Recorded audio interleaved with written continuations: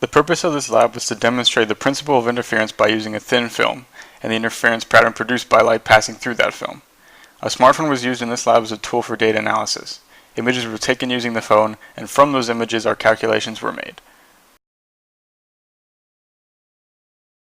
Interference is based on the principle of superposition, which states that the amplitude of the intersection of two waves is equal to the sum of their amplitudes. This allows for both constructive and destructive interference, but in this lab we are interested in destructive interference. Important for this lab, interference can be produced by two waves with path length differences, as the locations of their peaks and troughs would not necessarily coincide. Due to the fact that a thin film, made of two glass slides with a gap of air in between them, reflects some light and refracts some light, beams of light that exit the film parallel end up having traveled different distances. In other words, a thin film produces a path length difference in beams of light. How these parallel beams of light interact depends on that path length difference. If the path length difference produced is an integer multiple of the wavelength of the light, either totally constructive or totally destructive interference occurs. The conditions for these two cases depends on the phase difference between the two waves. Reflected light will experience a 180-degree phase change when it reflects from a medium of higher index of refraction, and no phase change when it reflects from a medium of smaller index.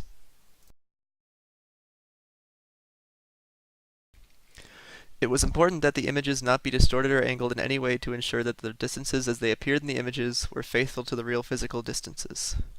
To ensure that the images were not distorted, the camera was set up in such a way that it was parallel to the plane of the screen at a relatively fixed distance. A scale was printed on the screen the image was projected onto so that the pixel to millimeter ratio for each image could be calculated. The distance between each line of the scale was measured to be 6.8 millimeters.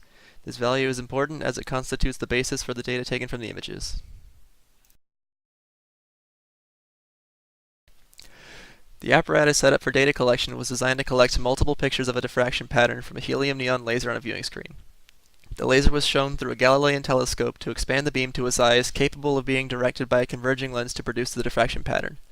The focal lengths of the lenses used in the telescope were 200 millimeters and negative 100 millimeters, so they were placed 10 centimeters apart on the lab table. The second converging lens, with a focal length of 100 millimeters, was placed approximately 65 centimeters away from the beam expander for convenience of data collection on the lab table used. The converging focal point of the lens was then determined, and the glass slides being used to produce the diffraction pattern were placed within the focal length to allow the multiple angles of the converging beam to interfere with each other, as seen in the image. In order to produce the pattern, the glass slides were also separated by the width of a double-sided piece of tape. The angle at which the glass slides were held was decided by slowly angling the glass until the diffraction pattern was plainly visible on the viewing screen. The glass slides were then anchored to a base, and the angle of the projected pattern was measured in order to set a meter stick parallel to the beam for data collection. Once the meter stick was in place, a viewing screen with a scale attached was used to capture multiple images of the pattern at various heights above the slides. The data collected was the height above the slides and the image of the pattern at that height, captured by a smartphone that was anchored parallel to the plane of the viewing screen. Our 5 images were taken at distances of 16, 30, 44, 63, and 79 centimeters. The film thickness for each image can be seen in this table. From these data, a final value of 32 plus or minus 2 microns was calculated. For comparison, the thickness of the average piece of double-sided tape is roughly 30 to 80 microns, putting our calculated value on the low end of that scale. It is, however, important to note that tape is not incompressible, and so rough handling of the tape or the glass slides could have led to this number being on the smaller end of this range. In the end, this experiment was as a whole successful.